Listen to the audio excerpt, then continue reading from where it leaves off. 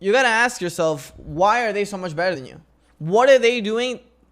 And I'll tell you what it is 95% of the time, 100% of the time. Every person, in my opinion, at Diamond and Plat, I would say Diamond, not every person, that's too much. I would say like 80% of Diamond players understand this. You know what? Let's make this a YouTube video. I'm gonna skip this cue and teach. All right. So what's up, guys? What's up, YouTube? How you guys doing? Because this is gonna go on YouTube. We'll go full screen here. What is the difference between a Plat Diamond player, we'll say even Masters player, to a pro player / Grandmaster? Even though there is some Grandmaster players that shouldn't be there, but it's whatever. That's besides the case. By the way, hi YouTube. Hit the thumbs up, guys. Chat. Can you believe this? There is 63% of the people that watch my YouTube are non-subscribers, and they don't subscribe. 63%. And on top of that, they don't thumbs up. It hurts my feelings, but I will continue to grind nevertheless. But we'll continue on what this YouTube video is really about. This YouTube video is about what is the difference between a Plat player, Diamond player, and a Masters GM / pro player. There is one big, we'll leave it to one big difference. I don't even want to talk about two. I'm going to say one big difference. And you guys have heard me say this word a billion times. We even have a command for it. Macro. What is macro? The legendary question. What is macro? Macro is asking yourself why you're going to this part of the map, and for what reason are you going to this part of the map, and what are you getting out of it compared to what the other option is. With good macro, you can make consistent decision making, right? If you understand macro, you understand the map, you understand why you're going to speed buff instead of going to right lane, why you're going to red buff instead of ganking mid. Why the why is what makes the difference between a Plat player and a pro player. If you're able to look at the map, digest the information, understand the information on the map, and make a decision off of that information, you are already a Masters player. Because everyone in Diamond and Plat can hit their abilities, understand how to counterplay abilities, understand matchups most of the time, because it's just, you've played Kukulkan, so you know he has the 3, he's going to 3, and then he has movement speed. And then you know he can ult for CC immunity and at any point. You know this. You're a Plat player. You understand how to gank that guy. But the problem is that you're not making the right decision often enough. You're making the wrong decision often. The difference between Panda Cat, a top end hunter, is he's reading the map every second. He's looking at the map. So let's look at a little YouTube video. Okay, sorry. Whoa. I'm sorry. My memes went a little crazy there. Let's go over a video. I'm gonna find a YouTube video. We're gonna pick any YouTube video, and I'm gonna explain to you what I mean by macro. So we're just gonna go through my YouTube videos here. Here we go. I'm going to show you guys on stream, obviously. Just pick any videos. Obviously, just pick a season 8 one. Let's see. This one I explained macro, but we'll pick, let's see.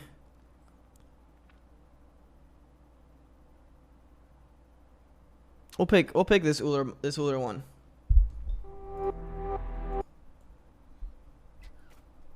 All right, so let's just skip a little bit here. And what's crazy is, right, this is the difference. I'm explaining to you guys by just jumping in the game. I'm not really thinking. So I'm just going to dissect the maps for you guys. And I'm going to tell you guys why you guys make the wrong plays, right? So, or not make the right play consistent enough. That's the big difference. So I'm going to mute because I don't really care about what I'm saying. Why am I going to right side of the map here? It's obvious, right? You have two options here. You can go speed, back camps, blue. You can go back camps, red, something else. Why do I go right? This wave is pushed up, so the odds of me getting a gank from here to here are lower than me getting more farm here, right? More farm and a chance to kill, and less farm and a lower chance to kill. Higher chance to kill plus more farm, lower chance to kill, less farm. That's an obvious one, right? While for some people, they don't even look at it like that. They just look, oh, my speed buff is up, so I'm going to go get it. You have to have a reason. You have to understand the map. So we're gonna let it go. All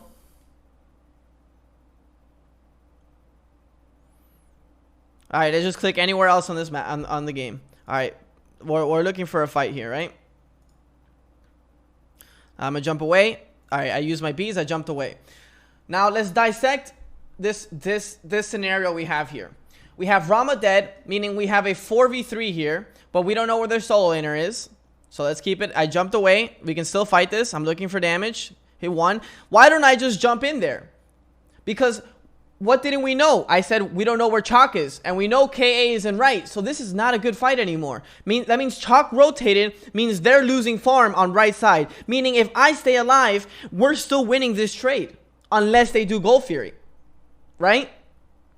While a Platinum player will fight here, die here, and say solo diff. Do you guys see the big difference in between just understanding the map, dissecting the map, getting information on the map, and making the right decision? So let's find another spot so you guys can maybe if any of you guys want to ask me some questions about the scenario and what you didn't understand. So maybe YouTube would have what YouTube would have asked. We'll keep going. Let's find another one. And you see how I'm just pausing between the middle of the game. I'm not even thinking about, I don't really know what I was thinking before this. I'm just clicking on the map, clicking somewhere in the game, and then just dissecting the map. That's all I'm doing. All right, we'll find one where I'm alive.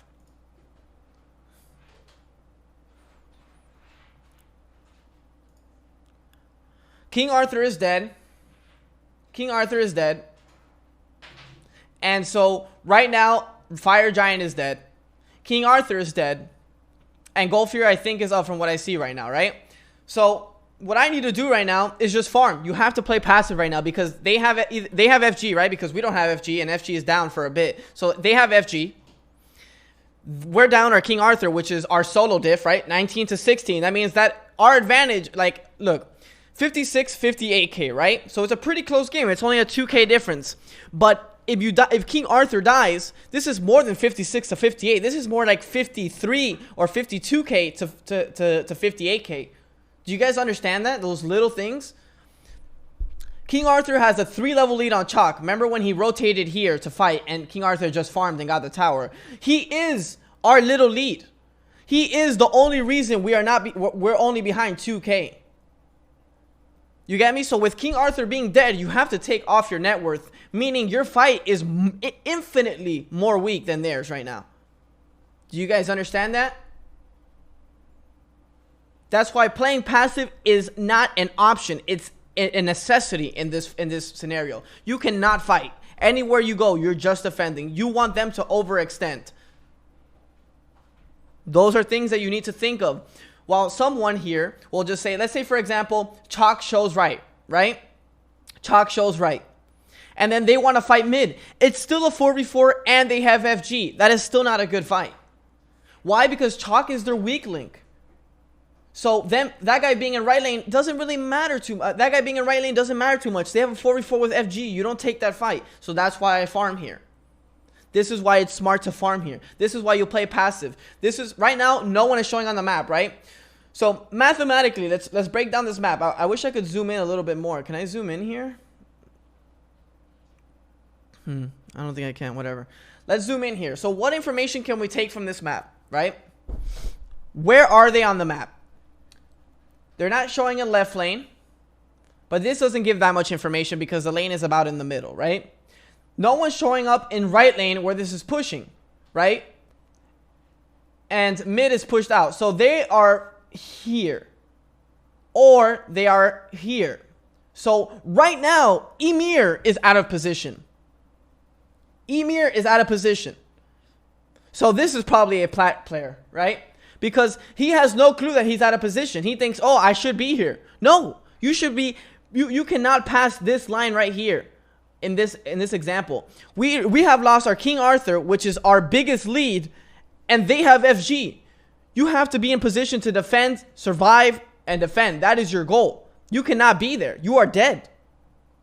You are literally dead. If they show up right here or right here, you're dead, and they're probably around Gold Fury, because fire is done. So I'm assuming they're right here. So let's play and let's see what happens. Let's just press play and see what happens. I don't remember this game. This was like two or 3 weeks ago. So let's go. See where they're at on the map when they show up. And now no one, in just that 1 second, I got even more information. I just dropped speed and I got more information. What was that information? No one showed right. This is another wave pushing, meaning nobody is here. Because if not, they would be farming this. So that shows me that there's a higher percentage of them being here. And if not before it was 60%, now it's 70 or 80% that they're here. Because why would they not farm this? The Chalk is behind. He wants to farm. So why is he not here? That means he's here. He has to be here. If not, what the hell is he doing? So let's keep playing, see what happens. I pinged the Emir right away. This is me obviously 3 weeks ago, so I have no clue. But you see how I dissected the information right away? Why would I ping Emir? Just telling him, yo, get back. Because they're not showing here. Get back right now. You see how I dissected that? That's how you shot call and you improve how you get to masters. By leading your team. If your team can't think on this level, you have to lead your team. I understand sometimes there's some guys on the team that are like, yo, shut up, I don't want to listen to you. But what I do is I try my best every time to lead the team. If you don't want to listen and we lose, that's fine. I try my best. That's all you can do in life. The faster you accept in life that you cannot control everything and other people, the faster you get better at life. So let's see where they pop up. Let's see where they show up. Magic. It's almost like I have hacks. It's almost like I have hacks. But not really. It's just dissecting in the map. It's just reading the map. It's simple as that. 2 people show instantly on Gold Fury. They were just sitting here. So if this was a good team, if I was this team on the other side, let's put ourselves in their shoes. This Emir's dead. Why? Thoth is showing mid lane. And we have a 4v5 power play where their King Arthur, their biggest character, one of our biggest lane gaps, is dead. You're killing this Emir. You're on the aggressive right now. This Emir is dead. Because what a good shot call in their team is dissect the map. King Arthur is dead. 4v5. You have fire. And Thoth is showing mid-wave. This means that this Emir is alone. And if he's not alone, he has an Uller and Apollo behind him. And who cares? Because that's a 3v5 and they have FG. So, do you see how much information we have pulled in about 4 seconds of just looking at the map?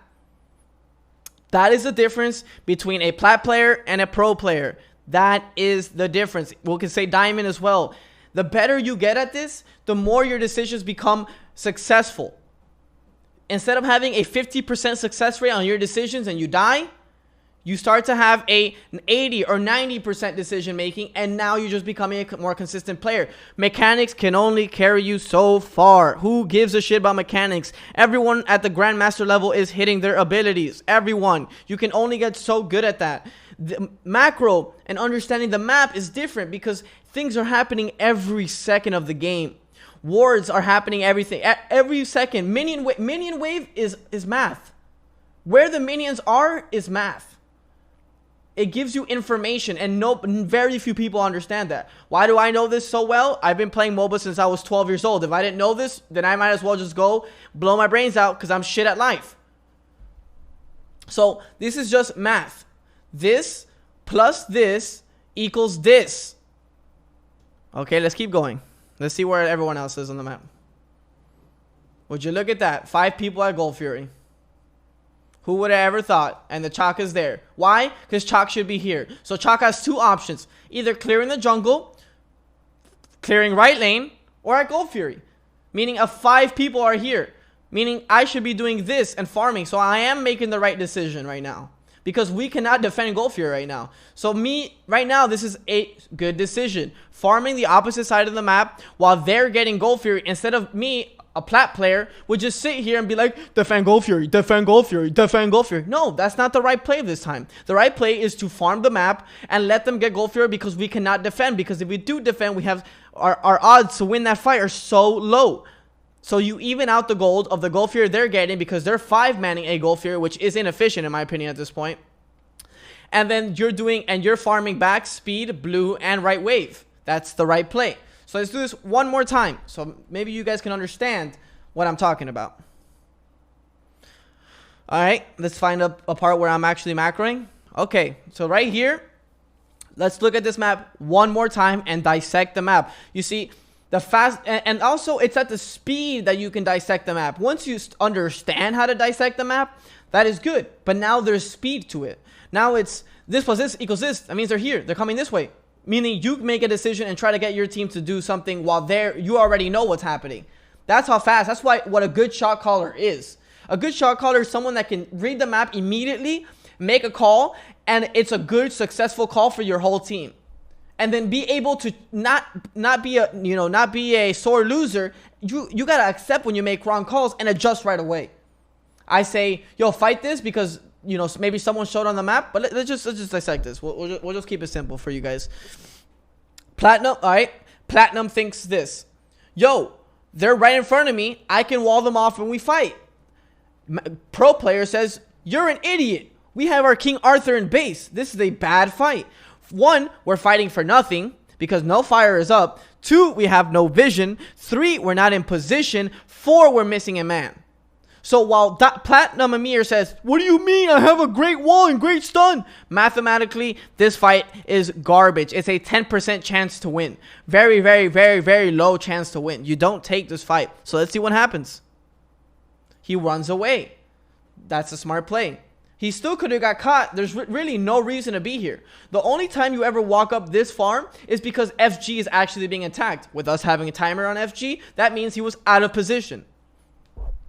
So let's skip one more time and see if I can dissect the map again. I'm gonna dissect a team fight now instead of the map.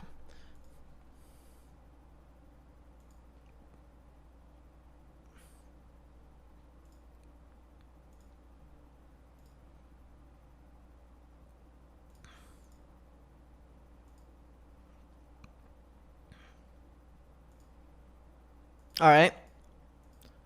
So I did some high IQ stuff in this game where I realized Kokolin and Chalk were running at me in the back line, right? And so this was my build 38 minutes in. Let me see when I change it. All right, you see my build? Joan's Hydras, right? With Dominance and Heartseeker. Well, that is good for bursting. For bursting backline, you literally one tap. It's 1,700 damage combo with your 1-3-1 auto cancel. But if Chalk and Kokolin are running at me, these fights aren't good because my damage is off, not my autos. So my DPS is lower. My damage per second is lower, but my burst is higher. But against tanks, having great burst doesn't really mean anything. You burst them and they probably have sustain. 1, 2, they probably have a ton of prods, so bursting isn't the greatest. 3, you can't chunk them. So I changed my build for that reason. And you're going to see me change my build here. I went Odysseus Aussie. How does that change it? That means my DPS went higher while my burst went lower. Because now I don't have the Hydra proc. And now I don't have the Joan's power. Which was an 85 between Hydras and Joan's. Maybe no more, 95. And now I changed my build to higher DPS. Yes, I have way less CD. Now I only have 20% CD. Well, 30% because I have actually 40%. That's actually nuts. I have enhanced blue buff plus red pot. So 20% from enhanced blue, 30 from red buff, and then Transcendence gives me the 40. So I actually have the same amount of CD, but more DPS. Obviously because of the buffs. You know, a lot of buffs in this scenario. It's a late game, 36 minutes in. So let's break down this next play here. So I split push. All right. All right, so we're gonna fight here. Let's put this in slow motion for you guys so I can tell you what decision making I do in this fight to win this fight. I end up getting a penta, by the way. And this, so we can go 0.75. Actually, we'll go 0.5 so I can try explaining a little bit the difference between a platinum and a pro or top player, GM player. So let's look at the difference here. I 3-1. I reposition. It looks like we want to go mid because we want to get the last Phoenix. Chalk ults, so this is a big W for me, right? Because Chalk no longer has ult, and I feel this is good for me because he has been Chalk ulting me the last couple of fights. So I turn around to help this Apollo. I axe. Once Kokolin blinks, what is he going to do? He's going to ult. So why get hit by this ult where Merlin and the Rama can hit me and I use my beads? Why not reposition? A platinum player beads and starts autoing, while a top player repositions because he sold what he's gonna do. He gave away what he was gonna do. There was no surprise in that. Once you blink, I know what you're doing. So that's why I don't continue to auto, and I say, look, if I reposition here, I'm in a better spot to get my autos off. So I reposition. when he ults, so that's their 2 ults right now. That's Coca-Cola and Chocolate now. I know I can turn and burn here. And I still have beads. I too. And remember, I changed my build, so that's why I'm not 3-1ing right now. I changed my build, so I adapt my fight to my build. And now what do? I just only auto. Boom, boom, boom, boom, boom, boom, boom, boom. And now their backline is getting shredded where before they weren't. So I caught them off surprise because they were never getting shredded like this before. But that's just thinking high IQ, changing your build because the fights were going the same way every time. We'll talk about these autos later. Oh my lord. Oh, we hit those at the end. And now this fight is won. We might have probably won the fight either way, but just the decision making to jump away from Cocolinol instead of pre-beadsing and autoing. And here, I know they're chasing, right? You want to commit on the King Arthur, especially because you know this fight is almost over. So I know that I can just blink, kill here immediately. So they're pushing out. You know they're full committing on this. They have to. If not, they lose the game. Correct? Like, they lose the game if they don't push this. And I'm using that information against them. Because that's why I'm blinking immediately on them, on their backline here. And that's why I blink, boom, turn to my auto stance. I tried 2ing, but I didn't have the CD on it. Pre-beads, use my beads, auto, switch stance. I should switch stance here. I should have 2-3-1 and it would have gave me CDs. Now just look for the 3-1. Boom, auto cancel. That's an Aegis. Look for an axe combo. He cuts in because he doesn't want to get axed. Gets frozen. Boom, boom, whatever. That's GG there. But you know, those little things are the things that can change your gameplay. And those are the things you should be studying when you're watching me. If your goal is to get better at Smite, and you're watching me to do this, and you're not asking yourself every time what you would have done in that position, then you're not really learning. But, you know, hope you guys enjoyed that breakdown. Thank you, YouTube, for supporting me. I know it's going to be a quick video, but it's some good information that I think you guys can use for the future. Much love, guys. Yo, Liba with another 5 bomb, man. Thank you so much. Yo, that's wild. Greasy Monkey, Treble, High Voltage, Grujo. Welcome to the squad. Really, really appreciate it.